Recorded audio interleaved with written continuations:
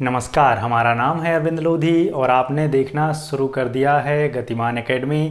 दोस्तों, रिश्तेदारों ने आपको बहुत परेशान कर रखा है मार्क्स पूछ कर रिजल्ट आने पर, लेकिन यही रिश्तेदार आज आपको मार्क्स दिलाएंगे। जी हाँ, हम बात कर रहे हैं दोस्तों ब्लड रिलेशन, रक्त संबंध, खूनी रिश्तों की। और इस रिश्तों के आधारित क्वेश्चनों को हल करने के लिए हमें अब पढ़ने वाली ज़रूरत है रिश्तेदारों की। और रिश्तेदारों को हम इमेजिनेशन में लाकर अपने माइंड में क्वेश्चनों को हल करेंगे और यही रिश्तेदार आपके लिए अब नंबर दिलाने वाले हैं, मतलब फ़ायदा दिलाने वाले हैं, जो अभी तक आपकी टांग खिंचाई करते थे। तो चलिए दोस्तों शुरू करते हैं। सबसे पहले हम ब्लड रिलेशन की बेसिक फाउंडेशन को देखेंगे, क्योंकि अगर आपने क्वेश्चन सीखा तो आप एक ही क्वेश्चन हल कर पाएंगे, और अगर आपने तरीका सीख लिया तो आप कोई भी क्वेश्चन ब्लड रिलेशन का हल कर देंगे। ब्लड रिलेशन, रक्त संबंध, सबसे पहली बात आती है दोस्तों इसमें संबंध बनाने की या स्थापित करने की। जैसे राम भाई है सीता का, तो यहाँ से हमको साफ दिख रहा है ये पुरुष होगा और ये होगी महिला, मतलब ये मेल और ये फीमेल, ठीक है। और हम मेल के लिए प्लस से शो करेंगे, फीमेल के लिए माइनस से। लेकिन यहाँ पर शो करने की या दर्शाने की ज़रूरत नहीं होती है, हमें अपने आप से दिख रहा है कि सीता बहन है राम की और राम भाई है सीता का। लेकिन यही राम और सीता पी क्यू में कन्वर्ट हो जाते हैं, मतलब P भाई है Q का, तो P तो भाई है मतलब मेल है, लेकिन Q बहन भी हो सकती है और भाई भी हो सकती है।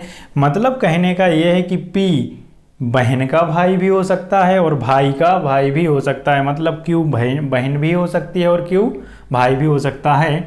और जब जेंडर आइडेंटिफाई ना हो, मतलब पुरुष महिला पता ना हो, तो हम क्वेश्चन मार्क से शो करते हैं। इतना आपको याद रखना। जैसे कि हम देखते हैं थोड़ा सा प्रैक्टिकल करके, ए और बी भाई बहन हैं, मतलब ए और बी भाई बहन हैं। जब भी दोस्तों हम जनरेशन की बात करेंगे, सेम जनरेशन में आपके भाई बहन आएंगे है ना, कजिन आएंगे, क्लियर है। सेकेंड जनरेशन, जैसे हम बात करें माता पिता, माता पिता हमारे ऊपर आएंगे। जैसे जनरेशन यहाँ पर अगर मैं खुद को रखता हूँ यहाँ पर, तो यहाँ पर मेरे माता पिता आएंगे, ठीक है। और इसके ऊपर आएंगे मेरे दादा दादी, क्लियर है। और ऊपर बात करेंगे तो पिता के दादा दादी। इस तरीके से ये जो जनरेशन ट्री है ये बढ़ता जाता है। जो चाचा चाची होंगे वो सेम जनरेशन में होंगे, लेकिन हमसे वह ऊपर होंगे। तो आप थोड़ा सा चीज़ों को पेशेंसफुली समझते जाएं और देखते जाएं। मैं एक एक करके सब कुछ क्लियर करने वाला हूं। ए और बी भाई बहन है, तो ए और बी भाई बहन हैं। अब ये नहीं पता कि ए भाई है या बी भाई है, ए बहन है या बी बहन है। तो यहाँ हमारे लिए ज़रूरत पड़ती है इसी प्लस माइनस और क्वेश्चन मार्क की, ठीक है। क्वेश्चन मार्क मतलब जेंडर क्लियर नहीं है, प्लस मतलब पुरुष, माइनस मतलब महिला, मतलब प्लस मतलब मेल और माइनस मतलब फीमेल। ऐसा आपने याद रखना है, ठीक है ना। तो यहाँ हमें ये क्लियर नहीं है कि ए में और बी में से ए भाई है कि बी भाई है, या फिर ए बहन है कि बी बहन है। तो इसको अपन ऐसे ही छोड़ देंगे। भाई जनरेशन कैसी है, सेम जनरेशन है, तो ये कैसे आएंगे, पैरेलल आएंगे, समानांतर आएंगे, एक ही रेखा में आएंगे, लाइन में, इस तरीके से, ठीक है ना। अगर जनरेशन में अंतर होता तो ऊपर या नीचे आती। तो ए और बी भाई बहन तो हैं, लेकिन यह हमको नहीं पता कि ये भाई है कि बी भाई है, या ये बहन है कि बी बहन है। तो इसको आप ऐसे लिख सकते हैं भाई, या तो ए भाई होगा या बहन होगी, इस तरीके से। अब ए बहन है बी की, तो यहाँ पर देखें ए बहन है बी की, तो बी से रिलेशन किया जा रहा है जनरेट। ए बहन है बी की, भाई बहन है तो हम माइनस लगाएंगे, ठीक है। लेकिन बी बहन भी हो सकती है और भाई भी हो सकता है, मतलब ये जो ए बहन है वह भाई की बहन भी हो सकती है और बहन की बहन। लेकिन यहाँ पर जेंडर क्लियर नहीं है, तो यहाँ लगाएंगे हम क्वेश्चन मार्क। मतलब ए और बी में हमें ए का जेंडर तो क्लियर है कि ये बहन है, लेकिन बी नहीं पता कि बी भाई है या फिर बहन है। तो ए बहन है बी की, तो बी से इसको जनरेट किया गया रिलेशन को, तो इस एरो को हम बनाएंगे इस तरफ। फिर ए भाई है बी का, ए भाई है बी का, भाई मतलब यह पुरुष है, मेल है, बी का हमें फिर से नहीं पता। ए पिता है बी का, ए क्या है भाई, पिता है किसका, बी का। लेकिन बी का हमें फिर नहीं पता कि भाई बी लड़की है या लड़का, क्योंकि पिता लड़का का भी हो सकता है और लड़की का भी हो सकता है। ठीक है, तो यहाँ पर हमें फिर से जेंडर क्लियर नहीं है। आप ये ना सोचें कि मैं ये बार बार ए बी क्यों लिख रहा हूँ, ये कुछ भी हो सकते हैं, P Q R S Z X Y Z कुछ भी। ठीक है, लेकिन ए बी मैं इसलिए लिख रहा हूँ ताकि चीज़ें आपको जनरेशन डायग्राम बनाना समझ में आ जाए, क्योंकि इसकी सहायता से ही आपको पूरे क्वेश्चन हल करना है। ए पुत्र है बी का, ए क्या है भाई, पुत्र है किसका, बी का। ए पुत्र है बी का, पुत्र है मतलब प्लस लड़का है, लेकिन बी का हमको फिर नहीं पता कि बी माता है कि बी पिता है।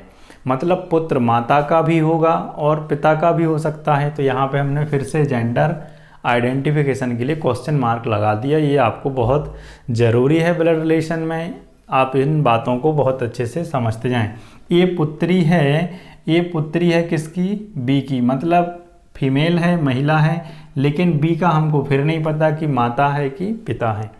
ए दादा है बी का, ए क्या लिखा हुआ है दोस्तों, दादा है बी का, तो ये यहाँ पे आएगा। फिर ये इस तरीके से एक यहाँ पर इसका पिता होगा बी का। ए दादा है बी का, मतलब बी से रिलेशन जनरेट किया गया है, तो यहाँ तो बी के पिता आएंगे जो कोई भी होंगे, है ना। यहाँ पे कुछ भी नहीं है हमारे पास में, तो हमने खाली स्पेस छोड़ दिया। तो यहाँ पर दादा है मतलब पुरुष हैं, लेकिन बी का हमको फिर नहीं पता भाई कि बी लड़की है कि लड़का, क्योंकि बी लड़का होगा तब भी दादा ए ही हो सकते हैं या होंगे, और बी लड़की भी हो सकता है या हो सकती है, मतलब बी कुछ भी हो सकता है। यहाँ पर जेंडर आइडेंटिफिकेशन नहीं है। आई होप कि आपके लिए इतनी बातें समझ में आई होंगी। आपको इतना याद ही रखना पड़ेगा, मैं फिर से रिपीट करता हूँ, आपके भाई बहन कजन या आप मित्र भी बोल सकते हो, वो एक ही जनरेशन में होंगे ऐसा, ठीक है ना। और आपके माता पिता चाचा चाची सेकंड जनरेशन में, मतलब वो ऊपर नीचे आएंगे, ऐसा आपको याद रखना। दादा दादी थर्ड जनरेशन, ये और ऊपर आएंगे। क्लियर है। तो जो आपसे बड़े रिश्ते हैं या छोटे रिश्ते हैं, आपसे कैसे समान अंतर ना हो, ठीक है ना, जिनमें पीढ़ी का अंतर हो। जैसे आपके स्वयं के बच्चे हैं, वो कहाँ पर आएंगे, वो अगर आप इधर हैं अपने आप को शो करते हैं तो आपके बच्चे इधर आएंगे, आपके बच्चों के बच्चे और नीचे जाएंगे, आपके पिता इधर और आपके पिता के पिता इधर, या आपकी माता इधर तो आपके नाना नानी इधर। क्लियर है। तो जनरेशन गैप आप समझ चुके होंगे। आपके ऊपर नीचे के रिश्ते ऊपर नीचे ही आएंगे, और आपके जो समानांतर हैं, भाई बहन कजन है, क्लियर है, ये सब कहाँ पर आएंगे दोस्तों, समानांतर एक ही रेखा में आएंगे इस तरीके से। अगर आप स्वयं को यहाँ पर देखते हैं, आपके भतीजी वो नीचे आएंगे, ठीक है ना। अब हम सीधा चलते हैं क्वेश्चनों पे और एक एक करके चीज़ों को समझते हैं, क्योंकि जब इनके नाम दिए जाते हैं सीता, गीता, राम, श्याम, अमित, तब तो कोई दिक्कत नहीं होती। दिक्कत तभी होती है जब PQRS में फंसा दिया जाता है, हमको उलझा दिया जाता है, और जब हमें जेंडर आइडेंटिफिकेशन भी नहीं होता है। तो देखिए दोस्तों, क्वेश्चन फर्स्ट आपको स्क्रीन पर दिख रहा होगा। बी क्यू का पिता है, बी के केवल 2 बच्चे हैं, क्यू आर का भाई है, आर बेटी है पी की। नेक्स्ट लाइन में ए पी की धेवती है। अगर एस ए का पिता है तो एस का क्यू से क्या रिश्ता है। ऑप्शन पुत्र, दामाद, भाई, बहनोई, 4 ऑप्शन आपको दिए गए हैं। क्लियर है। आप चाहें तो वीडियो को पॉज करके इसको हल कर सकते हैं और ऑप्शन को टिक कर सकते हैं कमेंट बॉक्स में, उसके बाद आप वीडियो को आगे देख सकते हैं। देखिए, सबसे पहले हम क्या करेंगे, जनरेशन डायग्राम ही बनाएंगे या जनरेशन ट्री बनाएंगे, है ना। बी क्यू का पिता है, बी क्या है भाई, क्यू का पिता है, तो इस तरीके से हम बनाएंगे। ये पिता है भाई तो प्लस आएगा, ठीक है। क्यू का हमको नहीं पता कि क्यू लड़की है या लड़का, तो हमने क्वेश्चन मार्क लगा दिया। नेक्स्ट लाइन में बी के केवल 2 बच्चे हैं, इसका अभी कोई मतलब नहीं है। नेक्स्ट हम देखेंगे लाइन, क्यू आर का भाई है। क्यू क्या है भाई, आर का भाई है, तो यहाँ से इसको जनरेट कर रहे हैं, और ये क्या है भाई, तो अब हम इसको कर देंगे प्लस, मतलब बी पुत्र, बी का पुत्र कौन है, क्यू है, और आर का भाई कौन है, क्यू। आर का अभी हमें नहीं पता कि आर कौन है, आर के बारे में कोई जानकारी नहीं है कि लड़का है कि लड़की। नेक्स्ट, आर बेटी है पी की, आर बेटी है पी की, तो पी को भाई अपन ऊपर बना देंगे और ये बन गई बेटी इस तरीके से, तो ये क्या हो गई माइनस में। जैसे जैसे हमें जानकारी मिलती जा रही है हम वैसे वैसे इसको शो करते जा रहे हैं। ए पी की देवती है। ए है भाई पी की देवती, मतलब होता है पुत्री की पुत्री। क्लियर है। देवती मतलब नवासी भी होता है ना, ये भी लिखते हैं उसके लिए कभी कभी, नवासी भी लिख देते हैं। देवती और नवासी एक ही शब्द हैं और दोनों का मतलब है पुत्री की पुत्री। मतलब पी की पुत्री आर है और आर की पुत्री कौन है? आर की पुत्री है ए। ए पी की देवती है या नवासी है। ठीक है, मतलब ये कौन है? लड़की है। अगर एस ए का पिता है, अगर एस ए का पिता है, ए का पिता भाई कौन है? यहाँ पर एस आएगा। क्लियर? इस तरीके से ये इधर बना देंगे हम, एस क्या है? ए का पिता। सॉरी, इस तरफ इसको एरो को बनाएं क्योंकि यहाँ से इसको क्लियर कर रहे जेंडर को। तो एस का क्यू से क्या संबंध है, यहाँ पर पूछा जा रहा है। तो एस का क्यू से क्या संबंध है, मतलब एस क्यू का कौन है? अब यहाँ पर देखें, आर की पुत्री कौन है? ए है। समझ रहे हैं आप बात को? और जो एस है वो ए का पिता है, मतलब ये दोनों क्या हुए दोस्तों? ये दोनों हो गए पति पत्नी। ये दोनों कौन हो गए? पति पत्नी। ठीक है ना, ये दोनों हुए पति पत्नी। क्लियर है। यहाँ बोला जा रहा है एस क्यू का कौन है। अब देखें भाई, क्यू की बहन आर और आर का पति एस, मतलब एस क्यू का है बहनोई। बहनोई होगा, है ना, बहनोई या फिर जीजा। अभी हमारे ऑप्शन में क्या है दोस्तों? डी, बहनोई, ब्रदर इन लॉ, है ना, ब्रदर इन लॉ। कानून के हिसाब से एस कौन हुआ? क्यू का भाई हुआ। ठीक है ना। अब होता क्या है दोस्तों, अब यहाँ पर छोटा बड़ा दिया होता, अगर ये बहन छोटी होती इससे तो ये क्या कहलाता दोस्तों? बहनोई कहलाता है। और अगर ये बहन क्यू से बड़ी होती तो यही व्यक्ति जीजा कहलाता है। ठीक है ना, ये कानूनी रिश्ते बताए जाते हैं। आई होप कि आपके लिए ये बात समझ में बहुत अच्छे से आ गई होगी। अगर आपको फिर भी कोई समस्या है तो आप कमेंट बॉक्स में मुझे बताइए और वीडियो को आप एक दो बार और देख सकते हैं। क्वेश्चन नंबर सेकंड, पी जे का पिता है, एस एन की माता है, जो जे का भाई है, बी एस का पुत्र है, सी बी की पुत्री है, जे का सी से क्या संबंध है? ऑप्शन फर्स्ट, आंकड़े अपर्याप्त हैं, सेकंड कजन, थर्ड भाई, फोर बहन, पांचवा इनमें से कोई नहीं। तो आपने क्वेश्चन रीड कर लिया होगा दोस्तों। सबसे पहले हम इसका जनरेशन डायग्राम बनाएंगे, है ना। पी जे का पिता है, भाई पी कौन है? जे का पिता है, मतलब प्लस लगाएंगे। ठीक है। एस एन की माता है, इस लाइन का यहाँ पर कोई संबंध नहीं है तो आप थर्ड लाइन पर जाएं। ठीक है ना, कभी भी आप नई लाइन या नया डायग्राम या नया स्टेटमेंट ना बनाएं क्योंकि उसको मिलाने में दिक्कत आ जाती है। तो आप इन दोनों से संबंधित कोई लाइन को खोजें। अब आगे दिया है जो जे का भाई है, इसके आगे पी से रिलेटेड कोई भी स्टेटमेंट नहीं दिया हुआ है तो यहाँ पर हम इसी लाइन को बनाएंगे। अब ये जो शब्द जब भी आता है कभी भी, ये जो शब्द का बहुत मतलब है, जो बराबर हमेशा दूसरे व्यक्ति के लिए उपयोग होता है, हमेशा दूसरे व्यक्ति या फिर शब्द या अक्षर के लिए उपयोग होता है। इसका उपयोग दोस्तों सिटिंग अरेंजमेंट में भी बहुत होता है। ठीक है ना, तो आप याद रखें जो, जो कि, जिसका, ये सब हमेशा दूसरे ऑब्जेक्ट या दूसरे अक्षर या दूसरे शब्द या दूसरे व्यक्ति के लिए उपयोग किए जाते हैं। जैसे कि मैं बताता हूँ, इसमें देखें, एस एन की माता है जो जे का भाई है। एन किसका भाई है? जे का। क्लियर है। एस एन की माता है जो जे का भाई है। ठीक है, मतलब जे का भाई कौन है? यहाँ पर एन है। ठीक है ना, जे का भाई कौन है? यहाँ पर एन है। और एस है एन की माता, एस है एन की माता, मतलब माइनस लगा दिया। ठीक है ना, इतना आप लोग समझ गए होंगे। बी एस का पुत्र है, बी कौन है भाई? एस का पुत्र है, मतलब यह लड़का है, ये फाइनल है। ठीक है। सी बी की पुत्री है, बी की पुत्री कौन है भाई? सी है, तो ये माइनस आ जाएगा इस तरीके से। अगर आप अब बातों को समझ पा रहे हों तो ये दोनों क्या होंगे? पति पत्नी, लेकिन अभी इनकी कोई ज़रूरत नहीं है तो अपन अपने सीधे क्वेश्चन पर पहुँचें। ठीक है। दिया हुआ है जे का सी से क्या संबंध है, जे का सी से क्या संबंध है, मतलब भाई जे कौन है सी का। अब संबंध तो निकल आए, लेकिन समस्या क्या है यहाँ पर, जे का जेंडर नहीं है क्लियर, आइडेंटिफिकेशन ही नहीं है कि भाई जे लड़का है या फिर लड़की है। तो यहाँ पर हम लिखेंगे आंकड़े अपर्याप्त है ना, डेटा इनसफिशिएंट है ना, आंकड़े अपर्याप्त हैं। ठीक है। अब इसी क्वेश्चन के अगर आप ऑप्शनों पे ध्यान दें तो इनमें से कोई नहीं भी ऑप्शन में है, लेकिन मेरे प्यारे भाई जब कभी भी आंकड़े अपर्याप्त और इनमें से कोई नहीं दोनों ऑप्शन में होते हैं, और अगर उस क्वेश्चन में आप आंसर नहीं ला पा रहे हैं तो आप उसको क्या लिखेंगे, आंकड़े अपर्याप्त है, मतलब ये होता है क्वेश्चन में कुछ ना कुछ कमी है, क्वेश्चन पूरा नहीं लिखा हुआ है, तभी तो इसका आंसर नहीं आ रहा है।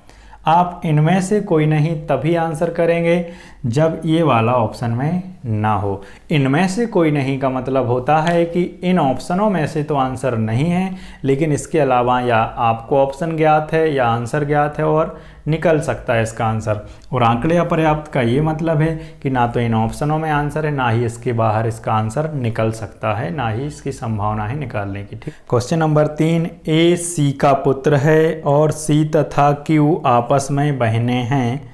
जे क्यू की माँ है, यदि पी जे का पुत्र है तो पी का ए से क्या संबंध है। ऑप्शन बहन, भाई, मामा, दादा, इनमें से कोई नहीं। तो सबसे पहला काम आपको जनरेशन ट्री बनाना ही पड़ेगा या फिर जनरेशन डायग्राम बनाना पड़ेगा। ए सी का पुत्र है, ए है जो सी का पुत्र है, सी का नहीं पता कि सी माता है ए की या फिर पिता, तो अभी हम इसको ऐसे ही छोड़ देंगे क्वेश्चन मार्क के रूप में। सी तथा क्यू आपस में बहने हैं, सी तथा क्यू आपस में बहने हैं, मतलब ये दोनों क्या हो गई, लड़कियां। ठीक है ना, और ये क्या है, बहनें हैं। चाहो तो आप लिख सकते हैं इस तरीके से। ठीक है, आगे देखते हैं। जेड क्यू की माँ है, जेड क्यू की माँ है, लेकिन यहाँ पर जेड क्यू की माँ है तो दिया गया है जेड है जो क्यू की माँ है। क्लियर है, यहाँ पर ये माइनस इस तरीके से है ना। ठीक। आगे दिया है पी जे का पुत्र है, पी है जो जे का पुत्र है, इस तरीके से लिख सकते हैं आप। पी जेड का पुत्र है, पी जेड का पुत्र है, तो पी का ए से क्या संबंध है, पी का ए से क्या संबंध है, ये हमसे पूछा जा रहा है। क्लियर है, पी का ए से क्या संबंध है, मतलब पी कौन है ए का। देखिए यहाँ पर ए की माँ सी, उस सी की बहन क्यू, और क्यू का भाई कौन है, पी, मतलब वो सी का भी भाई हुआ पी, और ये का ए की माँ का भाई है पी, अर्थात पी कौन हुआ, मामा हुआ। क्यों, क्योंकि जेड का पुत्र पी भी है और जेड की पुत्री क्यू है, और क्यू और पी दोनों आपस में कौन है, भाई बहन है, मतलब क्यू बहन है और पी क्या है, भाई है। इस तरीके से ए का पी हुआ मामा। तो कुछ क्वेश्चन दोस्तों इस तरीके से P Q R S A B C D पे डिपेंड होते हैं, जिन क्वेश्चनों में हमें जनरली जेंडर डिफाइन करना होता है, मतलब जेंडर नहीं पता होता महिला पुरुष का, तो यहाँ थोड़ी सी कठिनाई होती है। देखिए नेक्स्ट क्वेश्चन नंबर 4, अभय नीना का पति है और सुनीता अभय की माँ है। सोहन नीरज के पिता हैं और अभय नीरज का चाचा है, तो सोहन नीना का कौन है, जेठ, देवर, भतीजा, जेठिया देवर, पुत्र या भतीजा। 5 ऑप्शन इस तरीके के आपके पास हैं। तो दोस्तों ये जो क्वेश्चन है 4 नंबर का, इसमें हमें नाम से समझ में आता है पुरुष और महिला, मतलब हम जेंडर ऑटोमेटिक बता सकते हैं। जैसे सीता बहन है राम की, मतलब सीता लड़की है और राम लड़का है, जेंडर हमें ऑटोमेटिक पता चलता है।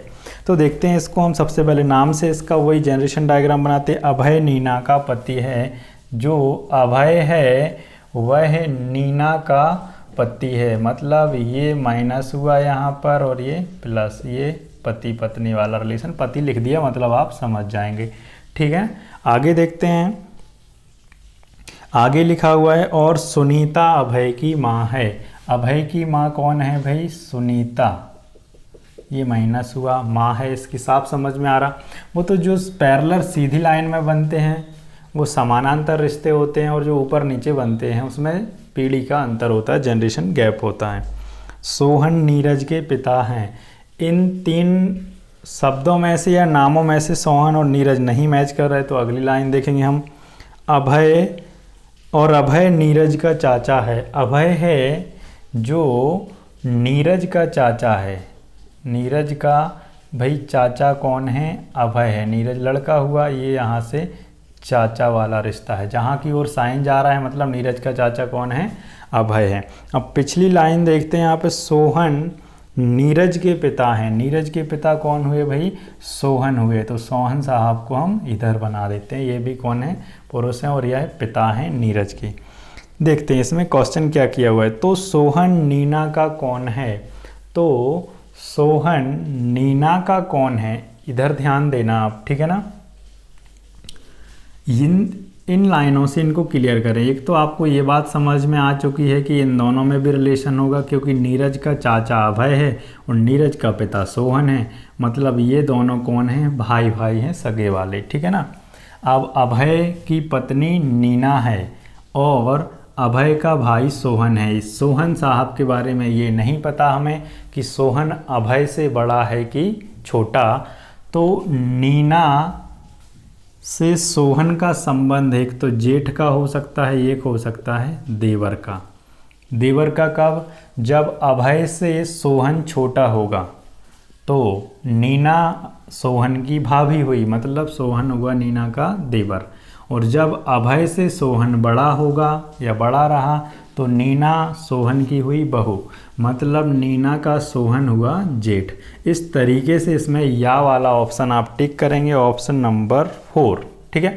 अब अगर इन ऑप्शनों में ये ऑप्शन गायब होता तो यहाँ हम टिक करते इनमें से कोई नहीं, मतलब यहाँ पर देवर या जेठ ऑप्शन, जैसे फर्स्ट में जेठ है, सेकंड में देवर, तो फर्स्ट भी गलत है और सेकंड भी गलत है, क्योंकि ये क्लियर नहीं है ना कि सोहन जेठ ही है या देवर ही है। तो यहाँ पर अच्छी बात यह है कि ऐसा ऑप्शन है जेठ या देवर वाला 4, तो हम वो टिक करेंगे। अगर वो नहीं होता तो हम टिक कर रहे होते दोस्तों यहाँ पर इनमें से कोई नहीं। तो दोस्तों हमने इस वीडियो के माध्यम से कुछ क्वेश्चनों को हल किया, और वह क्वेश्चनों का कॉन्सेप्ट मैंने आपको बताया। कॉन्सेप्ट में ही दोस्तों क्या है? पावर है, क्योंकि कॉन्सेप्ट जब आप पकड़ लेते हैं तो आप किसी भी क्वेश्चन को हल कर सकते हैं। तो आप इसी कॉन्सेप्ट के आधार पर बहुत ज़्यादा क्वेश्चनों को लगाएं। और अभी के लिए मैं आपके लिए 2 क्वेश्चन होमवर्क के लिए दे रहा हूं, जिसका आपको आंसर दोस्तों कमेंट बॉक्स में करना है। क्वेश्चन आपको स्क्रीन पर दिखाई दे रहे होंगे। अगर आपको वीडियो पसंद आता है तो आप चैनल को सब्सक्राइब भी कर सकते हैं और दोस्तों के साथ शेयर भी कर सकते हैं। Thank you.